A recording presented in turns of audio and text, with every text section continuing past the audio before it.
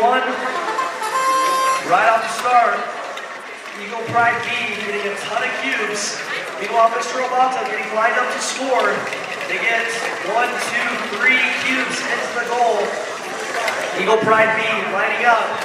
They dispense a ton of cubes into that far goal. Mr. Roboto also getting ready to score some more cubes.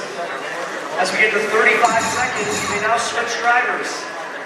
Eagle Pride B getting some more cubes into their system. As Eagle Pride B gets a ton of cubes, 25 seconds, you must have switched drivers.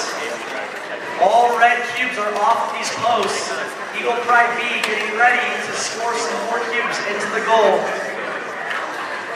Meanwhile, Mr. Roboto getting ready to do a partial park. 10 seconds left. Can Eagle Pride B get these cubes in and partial park in time? They get 2. Can they make the park with 2 seconds left?